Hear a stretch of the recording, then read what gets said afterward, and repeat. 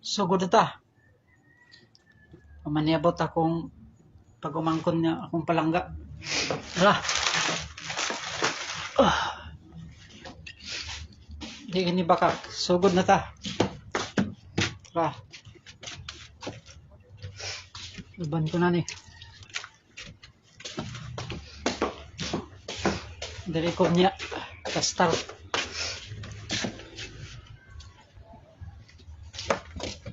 Pasoon ko na ni. Kung magyapon sila mo ni.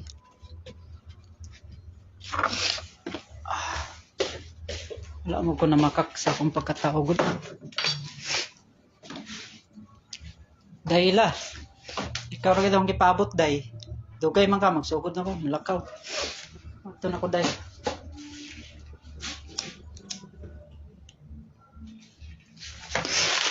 Awagin day ah.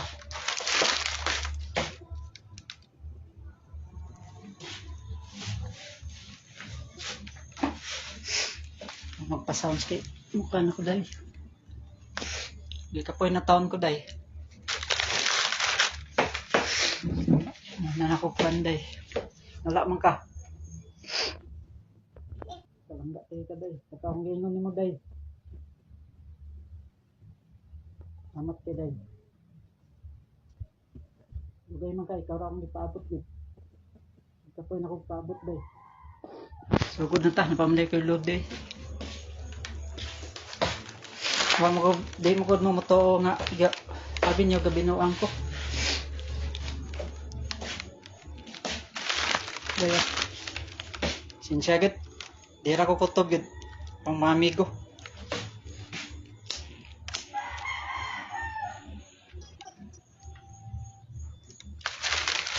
Di lagi ko kutob yun, ang tao na naman di ako kutob. Sinsya, Lando. Sinsya talaga. Sinaktan mo yung damdamin ko. Na. Simula na akong mag-apoy.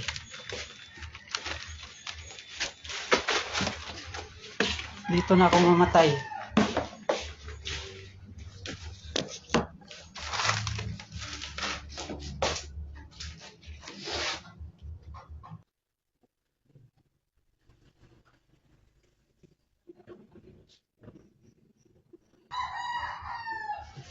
Ang igsoon sila Marley, Risa, Bibian, Tersi, Rami, Lando, gagmay pa mo. Ako ba, gabantay ninyo. Kabalo mana, ako ka tawag eskwela kay ako'y gipabantay nyo ni Papa. Ako lang ba? Ikaw Tersi. Anong gabot-buot ka sa kwan sa kong magulang nga? Respeto ang tamo. Respeto mo sa kuwa ba? Pugaw na siya yung igsoon. Namang gimabilin sa kong lawas karon. Manigali. Ayog yung duwaw na ko. Ang yun ako, di ako ikwan sa tindahan. Di sa kong balay sa ibabaw. Di ko niyo lubong diretso. Itig ka pa siluon yun. Kalag-kalagon, di ka yun. Kablaw. Huwag kayo respeto na ko ah. Ikaw Budlong. Ngayon ako ni magtabang. Ako ngayon ng kwarta kay balik ko ospital. Tarong may kita-gutok. Gali kayo at masakit nagbalik kayo, wala na tayo kwarta. Gamada kayo, ang sa inyo, maula lang ko silingan. Tagan na kukwan. Kabalo mo sa, wak mo kasabot sa kong dala. Akong gusto na ako'y kaistorya. Bisa ka mga bata nga akong palangga kayo, inyo pang ikwan.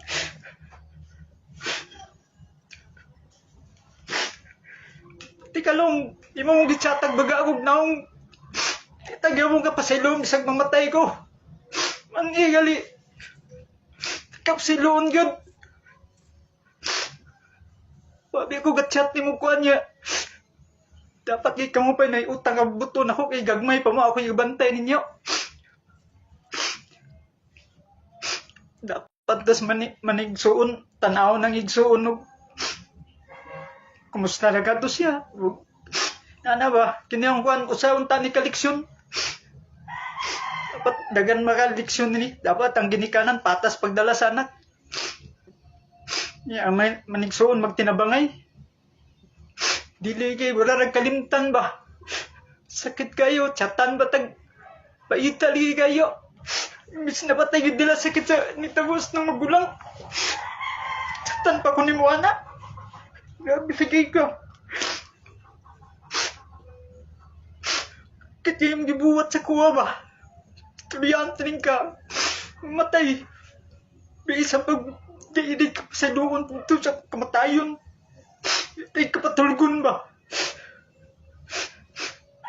Sabi niya gibuhat sa kuha ngit. Huwag mo kasabot si kong gidala. Ako gingikuha ng depresyon. Ako gingilabanan si kong sound sugkuhan. Tawo sa umugulan. Kanya maginana mo sa kuha. Sakit kayo. Antod ka ron. Pura lang kong tinuod lang.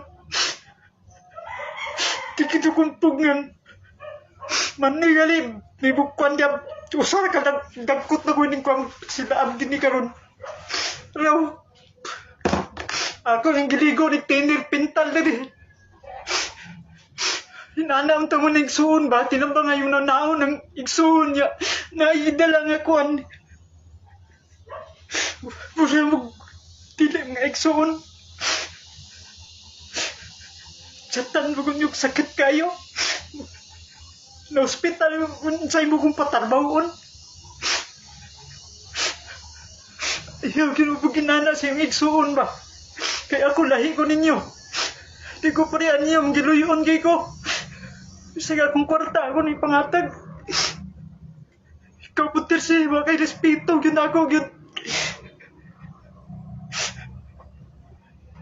Sa tayo mong ingon, dili po ng balsamiro, di mo sugot. Sa may labot sa balsamiro. Magulang ko ninyo, dapat respetoon ko ninyo. Kikin yung gibuhat sa kuha na. Ako rin gili kayo mubalos ko. Ako hindi ko ang siginuungan. Lisong pagbalos ko kapag tayo tao kay tako kay sala. Maula gini na una-unaan ako kang buhaton. Pati ko makasala. Grabe, hindi mo bubuting sa kuha.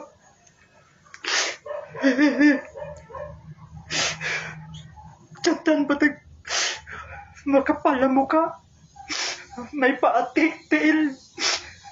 Kahit saan ako nagtrabaho, masipag talaga ako. Kahit dito, kaya maraming naghahanap sa akin. Grabe, sakit niyo. Masakit pa yung dibdib ko, gulo-gulo yung isip ko. Nawala yung kuya ko, sakripisyo ko sa kanya. Halos, hindi na mo pihinga 1 linggo. Araw-araw, didiritso pa sa kwanlong. Overtime, uuwi ng 10 to 11 o'clock ng gabi. Para lang kami buhay, tapos ganyan din mo ako makapalang mukha. Kaya naman ganyan.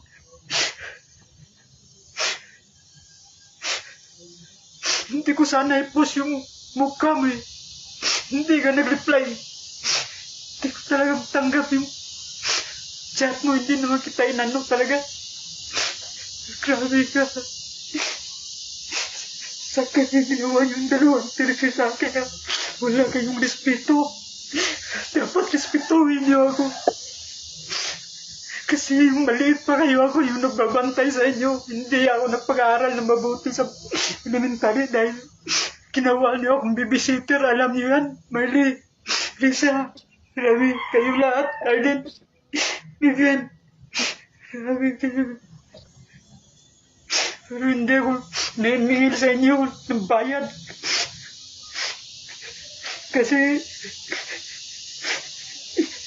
kapatid ko kayo. Tapos yun ang papel siguro binigay sa akin ng Panginoon. Kasi lang, mama at papa, palaging wala ako yung nakabantay sa inyo. Halos ng anak na din kayo, ako lang din nagbantay. Grabe naman kayo. Makita nyo ngayon yung sakit na ginawa nyo sa akin. Kita nyo. Kita nyo talaga. Kita nyo. Dito ako mamatay sa bahay na to. Ayaw ko talaga magkasala ng mga tao. May nakaaway nga ako eh.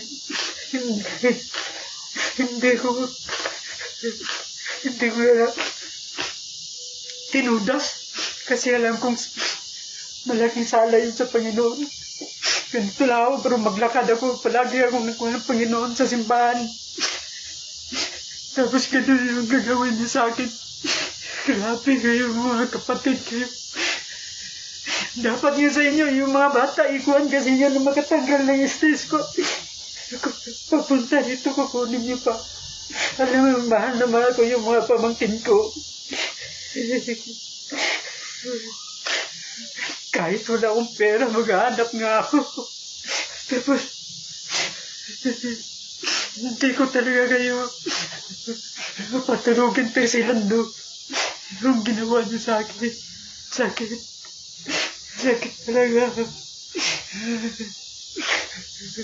Sana magawa itong leksyon ng mga tao. Dapat sa magkapatid magtulungan. Intindihin yung isa. Intindihin yung may nilandalang sakit na naramdaman dahil sa pangyayari ng kuya ko. Dapat ganun sana lahat. Hirap. Hirap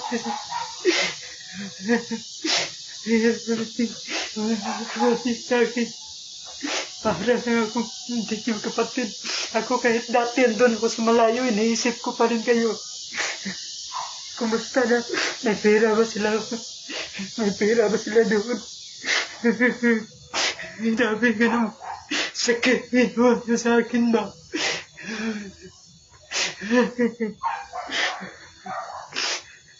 Kaya sabi ko sa iyo, ilalive ko yung mangyayari ng buhay ko. Ilalive ko talaga. Kala nyo, hindi ako matapang ako, hindi ako takot ng tao. Takot lang ako ng Diyos. Diyos lang kinatakutan ko.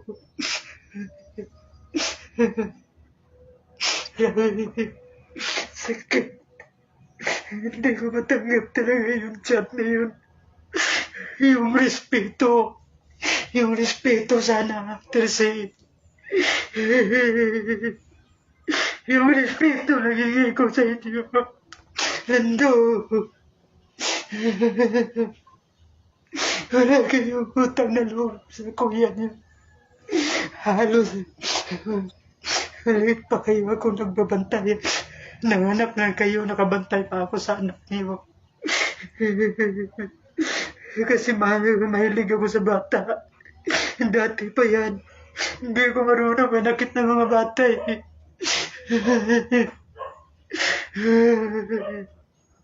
Hindi ako nakainom. Hindi ako. Sakit talaga. Hindi ko matulog gabi-gabi. Naisip ko, dinagdagan yung sakit ng dala ko.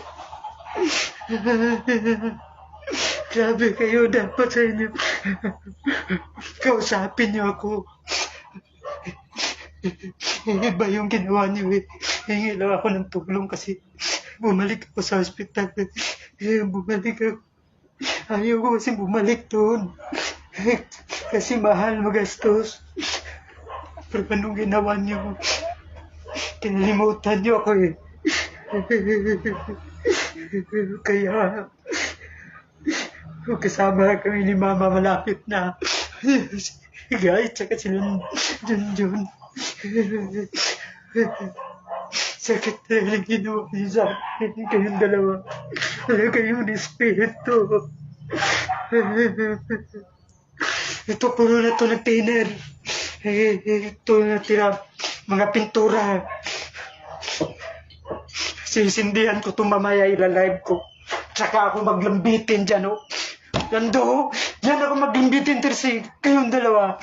Hindi ko kayo papatulugin talaga. Tado kayo. Sana maintindihan yung ginawa ko. Kayo lang din gumawa sa akin ito. Bakit niyo ako sinaktan ng gano'n? Magkapal ba yung mukha ko? Di ako humingi ng pera sa inyo. Alam mo, alam kong tumayo sa sarili ko pa. Dati pa, maliit pa kayo. Hindi nyo alam kasi ramdam ko ang sakit ni Junjun. Maliit pa kami, naglalayas na kami. Nabibinta na kami ng tinapay, kinanumaraog sa carbon. Hindi niyo kasi nadaanan yung nadaanan namin ni Junjun na hirap.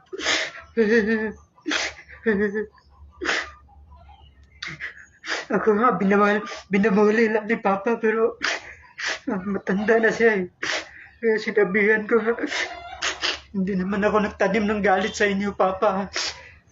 Matagal na yun, yung bago lang isipin natin, di ba? Hindi tanggap yung gawin niyo sa akin, ginawa niyo. Sakit na. Sakit na sa dibdib. Nagabuluhan yung utak ko. Kaya nga hindi ako umiinom.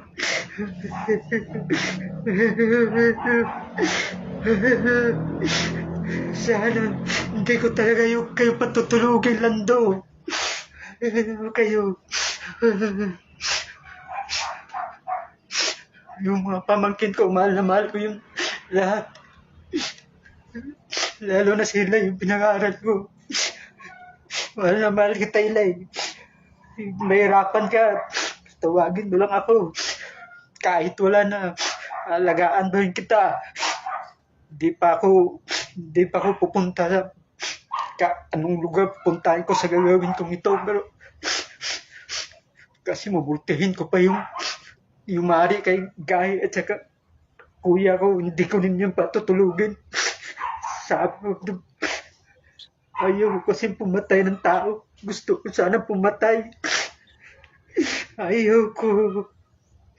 Kasi malaking kasalanan yun. Sa mata ng Diyos. Gigil pumatay ng tao. Kaya kayo lang doon yung laking respeto sa akin. Subukan natin ngayon yung walang karespetuhan yun. Kayo. Tayo kayo. Hindi ko talaga patutulugin kayo, pati yung pumatay, dalawa kong kapatid. Promise yan.